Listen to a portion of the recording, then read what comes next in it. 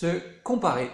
Voici le principe du jour, le principe que je veux aborder avec vous dans cette nouvelle vidéo, dans notre quête des principes fondamentaux qui font qu'on reste pilote, qu'on reste acteur de nos réactions, de nos émotions face aux situations que l'on a à gérer.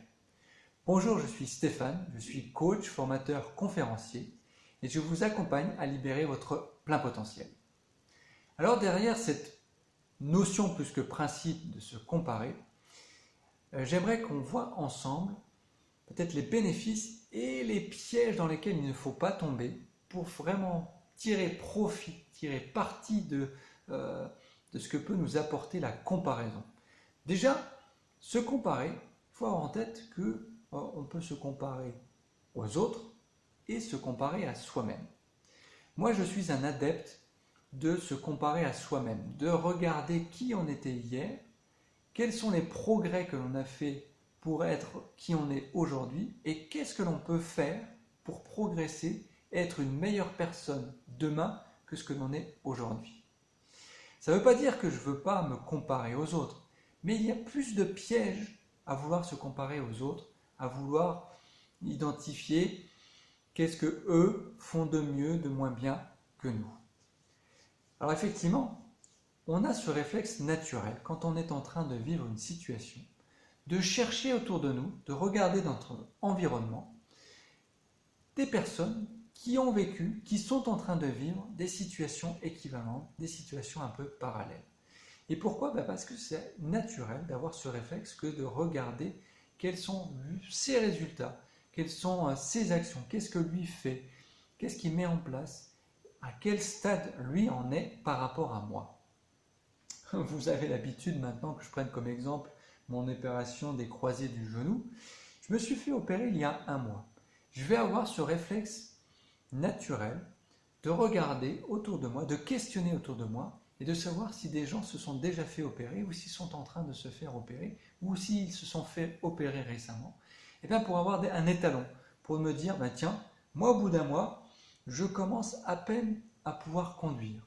Est-ce que toi, quand tu t'es fait opérer, au bout d'un mois, tu étais capable de conduire? Alors, c'est là où il y a des pièges.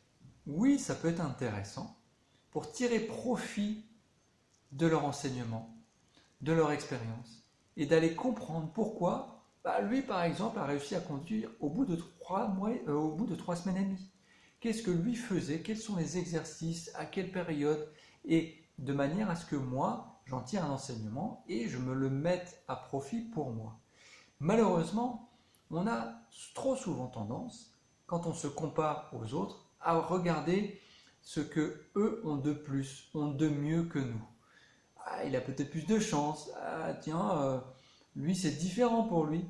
Et on rentre dans une dynamique qui du coup n'est plus constructive. Et on a même tendance parfois à comparer des choses qui ne sont pas comparables.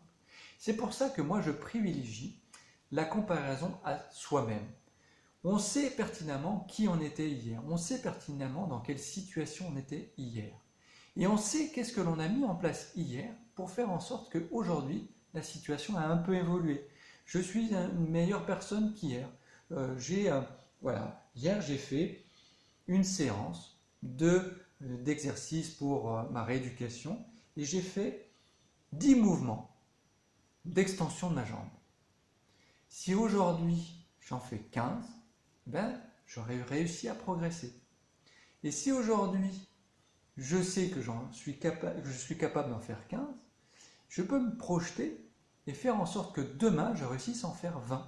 Et du coup, je suis capable de me comparer à moi-même et de faire en sorte que je mette en place des actions de manière à ce que je sois à chaque fois une meilleure personne de jour en jour.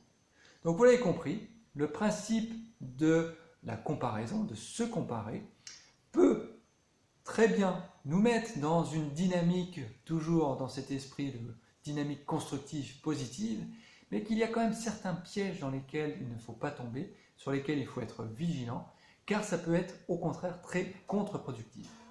Donc voilà ce que je voulais vous proposer aujourd'hui comme réflexion avec cette notion de comparaison.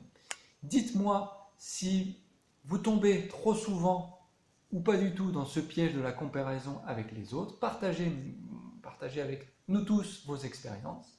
Et nous, on se retrouve très vite pour une nouvelle vidéo.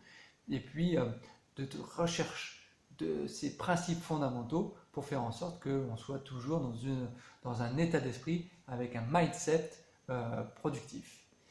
N'oubliez pas, parce que vous êtes vous-même, ne cherchez pas à vous comparer avec d'autres. Abonnez-vous à ma chaîne YouTube pour retrouver mes vidéos et toujours être informé de la publication des futurs à venir. Et nous, on se dit à très vite pour de nouvelles aventures. Merci, bye bye et à très bientôt. Ciao!